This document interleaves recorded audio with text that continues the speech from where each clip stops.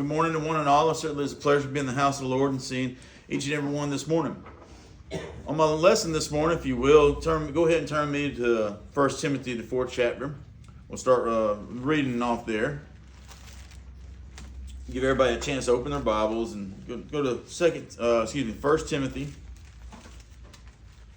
4th chapter.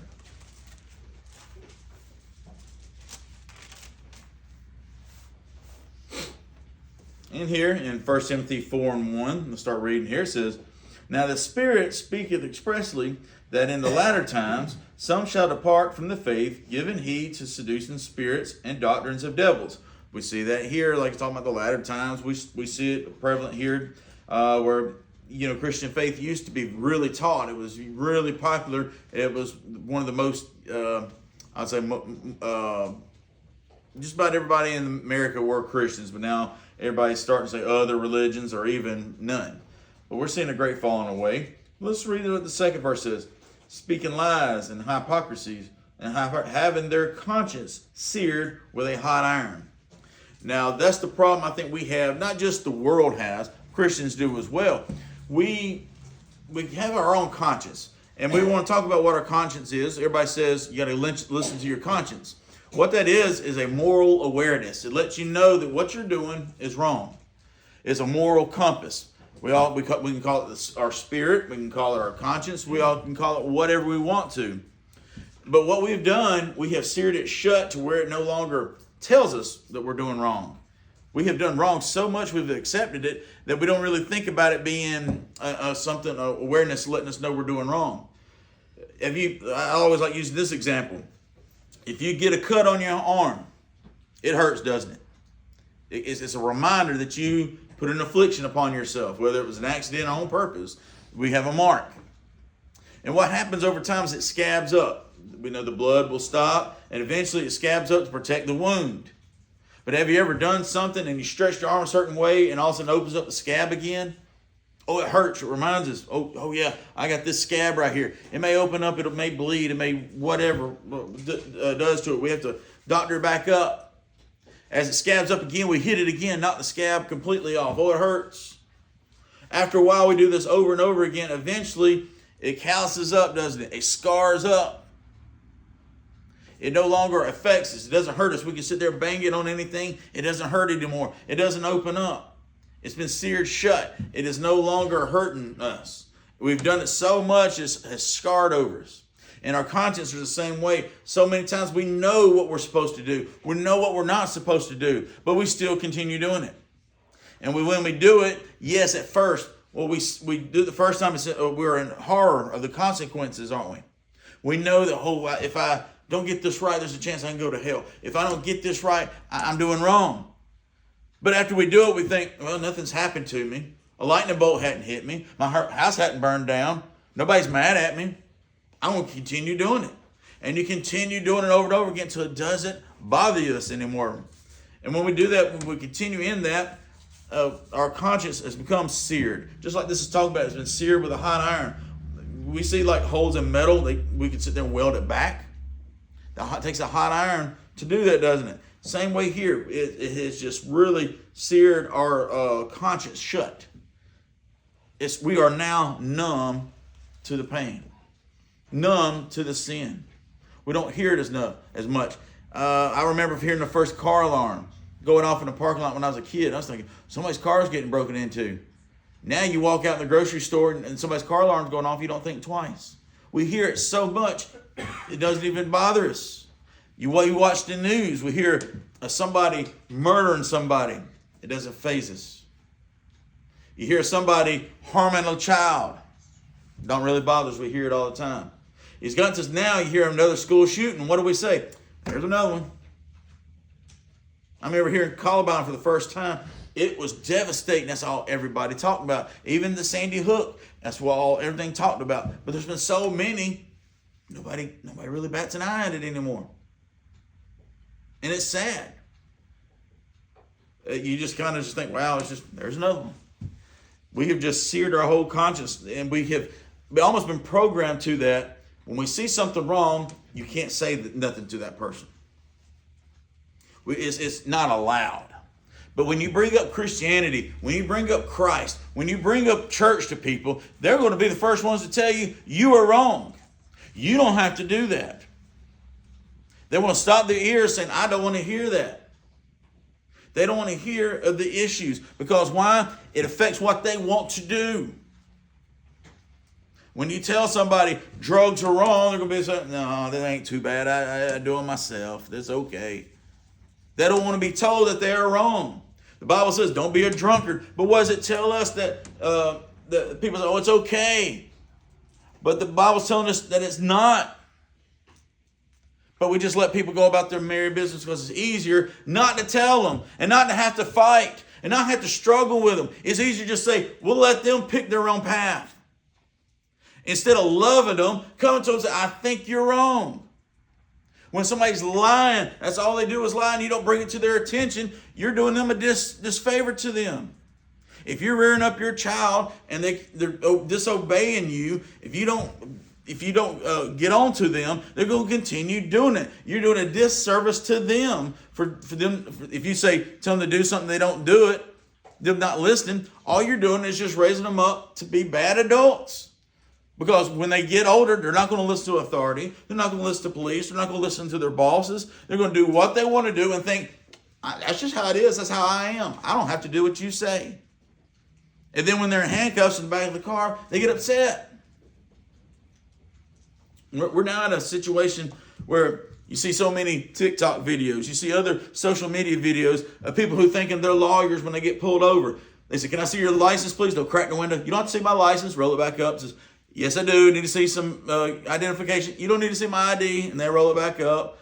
And they think they're all cute. And the cops finally gets tired of it and says, I want to ask you one more time to get it out. If not, I'm breaking the window and I'm snatching you out. And they say, I'm not getting out. Smash. Here they come. Out of the car. And they're screaming and hollering. You're abusing me. They're in the back of handcuffs. And they're in the back of the car. And they're thinking, what do I do? They're crying. What do I do to get arrested? We asked you 6 times for your identification, and you didn't think that you had to give it because you saw a video on TikTok that says you didn't have to. Now we think we get all of our education off of that. But yet you got some guy up here with a Bible that is proved through history, that is documented over time, that has been translated properly, and has been shown to everybody that you can even go back to the original translation. And we got up here, we can repeat it, but yet we're the crazy ones. But everybody wants to get their education off of TikTok. Want to get their information off of TikTok, Facebook, Instagram, or whatever. I don't need some dude in his basement telling me it's going to snow this week. Get ready for Snowmageddon. I don't want my information from you. But we do it without asking. When we go to a doctor, when they say, yes, I found a tumor in your brain, we're going to have to cut your head open up your skull. We're going to have to remove your brain to get this tumor out, put it back in, and sew everything back up. Okay, if that's what you think. But when you got a guy that comes and says, hey, you may be in danger of hellfire. I'm not listening to that fairy tale. It's what we want to accept. We don't want to follow the truth. We don't want somebody telling us what to do. We have gone so serious, we have just covered up that hole. We have scarred ourselves up so much. We don't want to hear it. Have you ever seen somebody who's had so many negative relationships in their life, they don't even know how to be loved? They've been burned so many times. They've been hurt so many times. They don't know what it's like to be treated fairly. There's people like that. We're the same way when it comes to that. Sometimes it's not normal to have, it seems like sometimes you have so much bad luck. When something good happens, you're just ready for something else to happen. Somebody walks up to you and says, hey, I love you, here's $100. And you're looking around thinking something's about to hit you in the back of the head. Because you're scared. And you're almost scared to spend it because I don't know. I don't know what this is. It's alien to me. I don't understand it. But when we do wrong so much, when we have so much that's numb to us, when we have that conscience seared, we can't recognize sin. We just accept the sin. That's just how I am. That's just how I was built. That's how I'm wired. The Lord knows I'm wired that way. It becomes the norm. It becomes normal. Do we remember how crazy we were with COVID? When COVID hit, and I understand at the very beginning, we didn't know what we were expecting. You had people scaring us with false science. You had people scaring us with false information. Or maybe even it was just unknown. I won't go all the way out and say false. There was a lot of unknowns. All we knew there was this virus coming. It's coming this way to America and people are dying. That we couldn't be 6 feet from one another. That you had people taking pantyhose and putting over their faces. They thought that was going to stop the virus from getting in their nostrils. We were crazy because we didn't know. People were scaring us and had false information. But they were calling it the new norm. How we didn't have to go to work. All we had to do was sit there in our house and set up a computer and we could work from home. You don't have to go to work. We're going to now separate everybody. It's funny. You can watch the Game Show Network. I know we do it as a family sometimes, watch the Game Show Network. And you can see when it was filmed before COVID, everybody shoulder to shoulder giving the answers. And then when COVID comes, they're about 10 feet apart from each other. Now they wanted to say that was the new norm. That was how the new normal was going to be. We're not going to be that close to one another. It was so bad. I don't know if you remember Waffle Houses. You know how close the seats are. They were putting plastic shower curtains between each booth so you didn't spread your germs. A shower curtain from the Dollar General was going to stop COVID-19, which come from China all the way to America and wiped out a good population of the world. But that shower curtain was going to solve everything. That's how dumb and ignorant we were. But we put this Bible to somebody and say, hey, this is your soul's salvation. I'm worried about your soul. Here, I think you're wrong. We're all of a sudden crazy. We're spreading fairy tales. Meanwhile, you got somebody with a sock around their nose because they're afraid they're going to die. That was the disinformation sent to everybody. But it becomes the new norm because everybody was doing it. You just think, that's how everybody is. You just got to let them be. Crazy, still kind of stay on the same subject. About the mask, how crazy they were with the mask. It was even after COVID. I was near Emory University working. I saw a man jogging down the road, had a mask on. I guess he thought the virus was faster than him jogging. I don't know. But that's how people are. They think it's normal. They think they get misinformation. They accept it. It becomes a new norm. That's the way we are when we're sinning and we're told that it's wrong.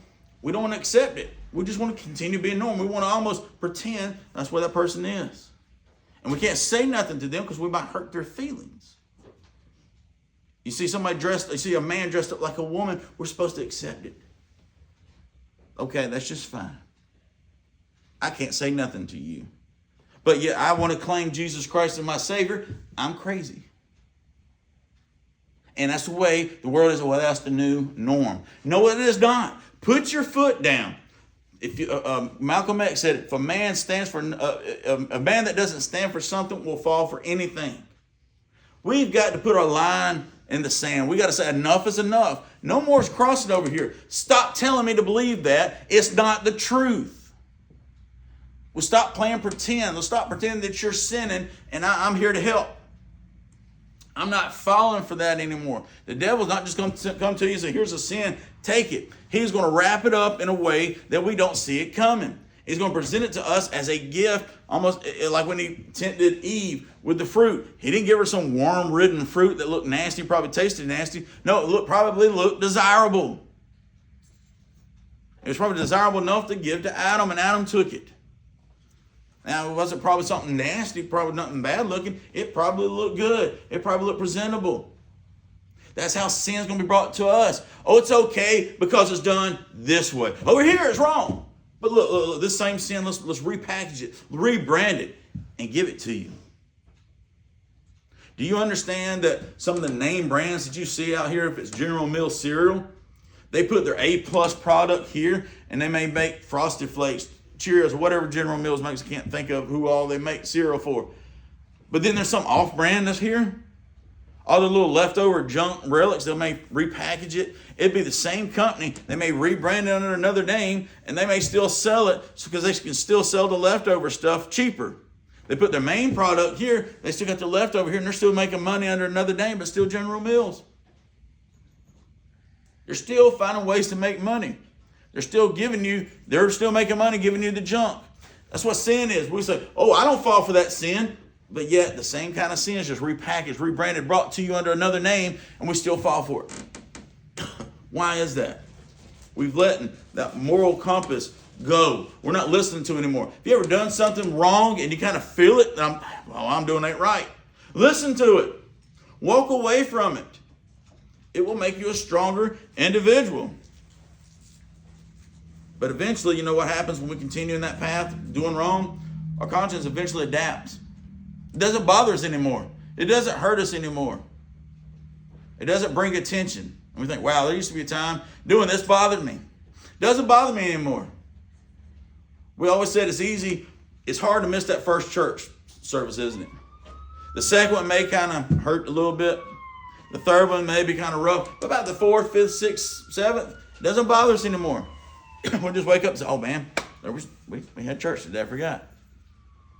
Have you ever went to sleep and didn't say your prayers, woke up the next morning and said, man, I forgot to pray last night. I went to bed, I was so sleepy. Kind of bothered us. We do that about 4 or 5 days in a row. Oh, well, I might as well just give up. I hadn't done it the last several days. We go to sleep, it doesn't bother us. Eating the same way, waking up the same day, however you do your prayers. Studying becomes the same way.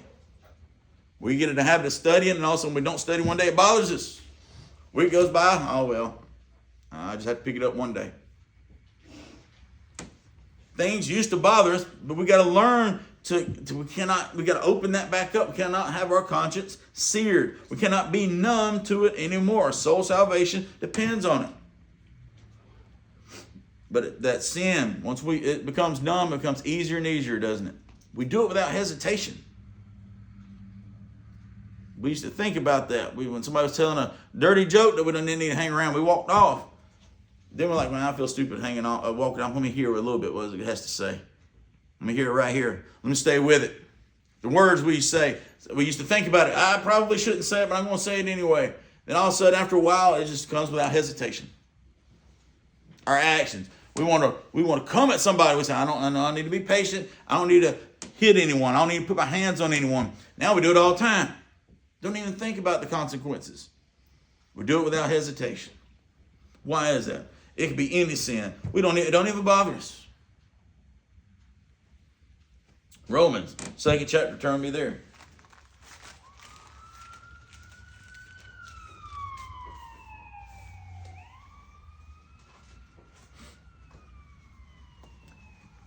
Romans 2:14, and it says there, for when the Gentiles, which have not the law, do by nature the things contained in the law, these also having not the law are a law unto themselves, which show the works of the law written in their hearts, their conscience also bearing witness, and their thoughts that meanwhile accusing or else excusing one another. A lot of times we want to excuse sin. We want to use that numbness that, it don't bother me. I'll sin, it don't bother me. We use that as an excuse, don't we? We know it to be wrong, but we use that as an excuse. Well, it may bother you, it don't bother me. That still don't make it right. Don't make it right by the end. If you lie to somebody and says, well, would you think that was right? It used to, but it don't bother me no more. That don't being lying is correct. It's still a sin. That's why it's a law. It's telling you, you cannot do this. Do you ever watch a football game? There's rules to it. There are a lot of rules, and then year by year they add more rules to protect the other rules. And what happens when they break a rule? They throw a flag and they penalize you for that rule. If you break the rule, you get in trouble.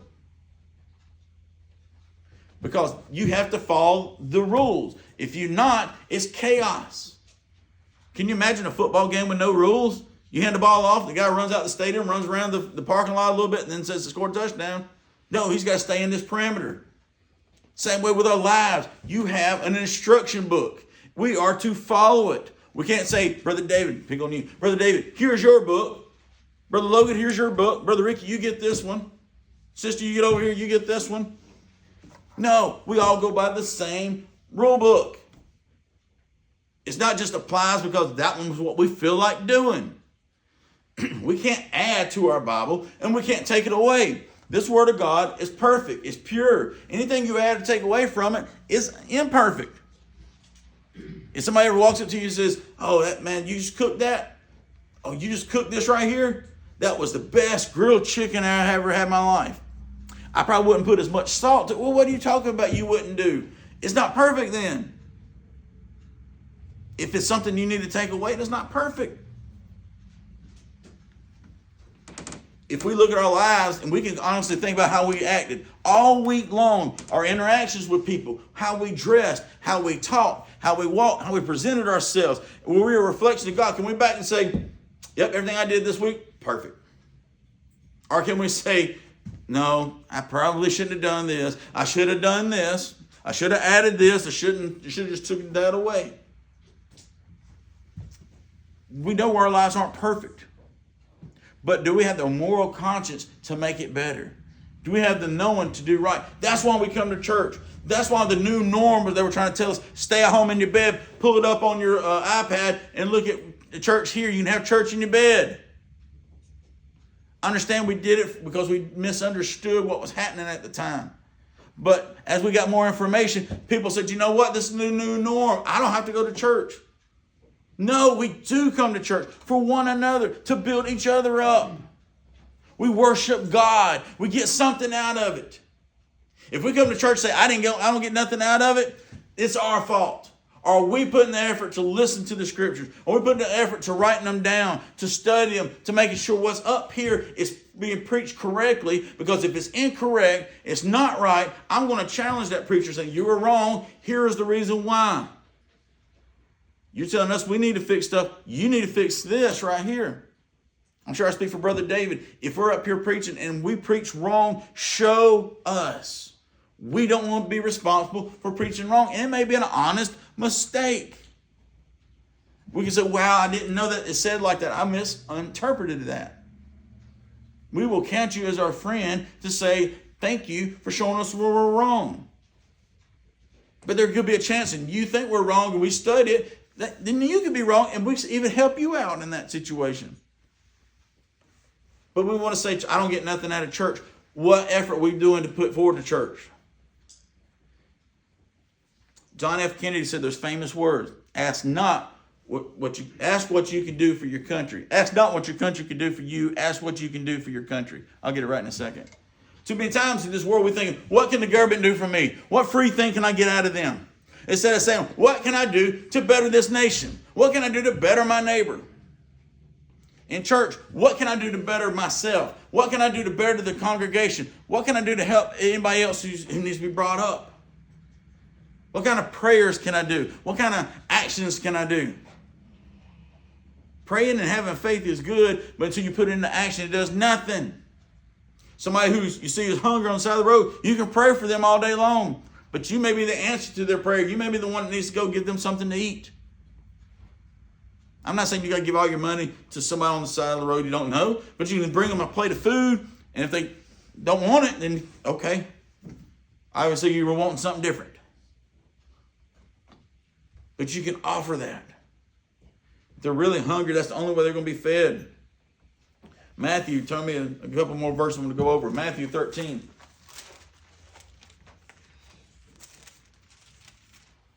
Matthew chapter 13, verse 15.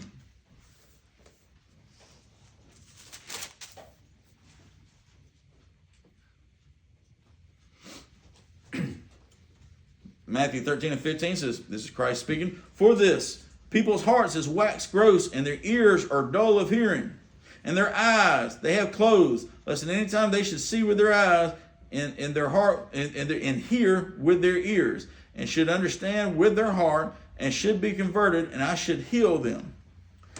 There's a time when we all become dull of hearing. We all know a dull knife is one of the worst things to use, because it's not going to cut something.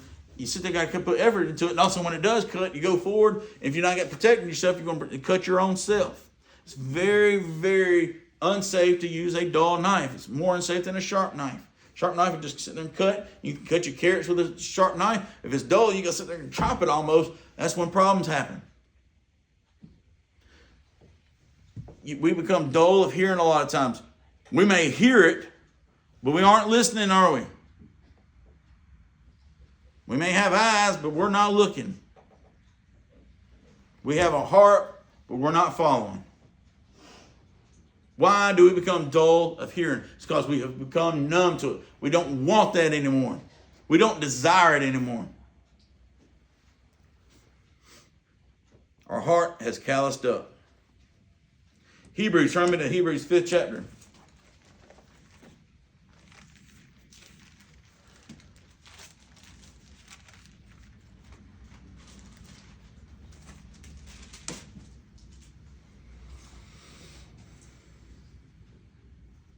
Hebrews 5 verse 11, let's read a little bit here. Of whom we may have many things to say, and hard to be uttered, seeing ye are dull of hearing. For when for the time ye ought to be teachers, ye have need that one teach you again, which be the first principles of the oracles of God, and become such as have need of milk and not of strong meat. For everyone that uses milk is unskillful in the word of righteousness, for he is a babe.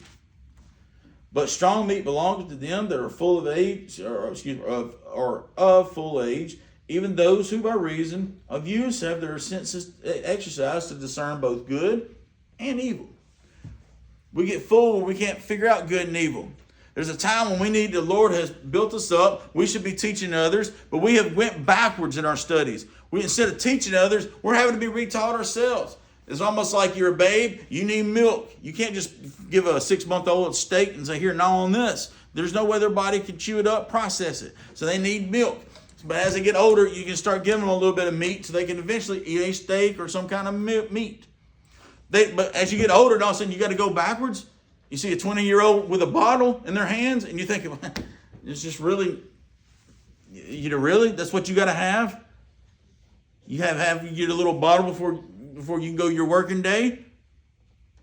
We think that's strange, don't we? What kind of man, what kind of woman needs a bottle at 20 years old? What do they need formula for? But how many of us as Christians are still needing to be bottle fed? We should be leading others and helping others, but yet we still have to be taught ourselves. If you have a job and somebody explains, I want you to take these boxes, I want you to break them down, I want you to throw it in that dumpster. The next day you say, take care of them boxes anymore. Well, how do I do that? I want you to break them down and throw them in the dumpster. Okay. Day 3, you got to tell them this over and over and over. Eventually, say, if I got to tell you every single day what to do, I don't need you. I need somebody else. That's the way the Lord is. Lord needs us to be teachers. We want to receive spiritual blessings. We want Him to bless us. We want Him to make us stronger. We want Him to help us to identify sin, but yet we still have to be retaught. We want things all the time, but what are we doing to work to get them? We have become spiritually lazy. That's a word we don't like to hear. But we got to admit it to ourselves sometimes. Have we become lazy? Hebrews 3rd chapter. Turn me there in Hebrews still. Go back to Hebrews 3. Got a couple more verses. Bring my remarks to a close.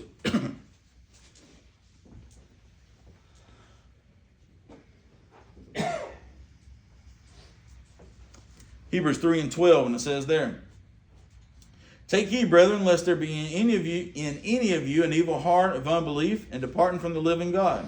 But exhort one another daily, while it is called today, lest any of you be hardened through the deceitfulness of sin. Exhort one another daily. When we see somebody doing something, let them know. Because when you put it off one day, you put it off a second day, you pull it off a third day. So eventually you just totally forget. If you know you need to clean something, you walk by and it needs to be clean, I'll have to do it tomorrow. Tomorrow comes, look by and say, I don't even want to look that direction. I don't even feel like fooling with that today.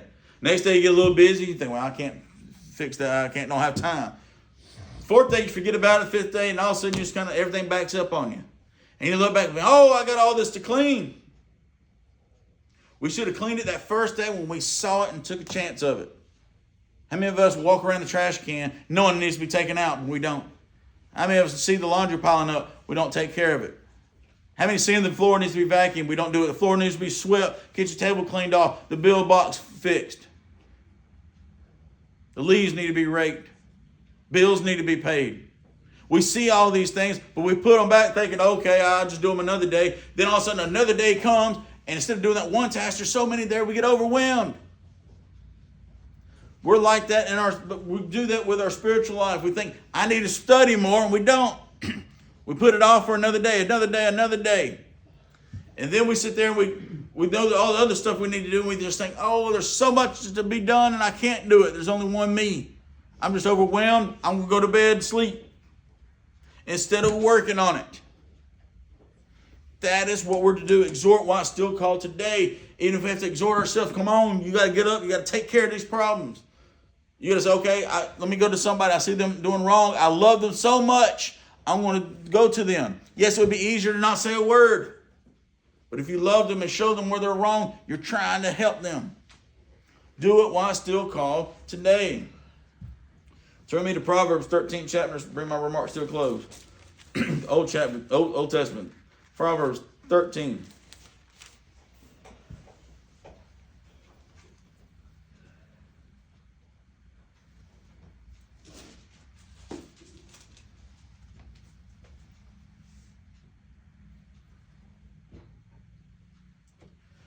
And Proverbs 13:1 says there, a wise son heareth his father's instruction, but a scorner heareth not rebuke. A man shall eat good by the fruits of his mouth, but the soul of the transgressors shall eat violence. Here we will take, when we were kids, we think of getting instruction from our father. We're going to take the lesson we heard and we're going to follow after it.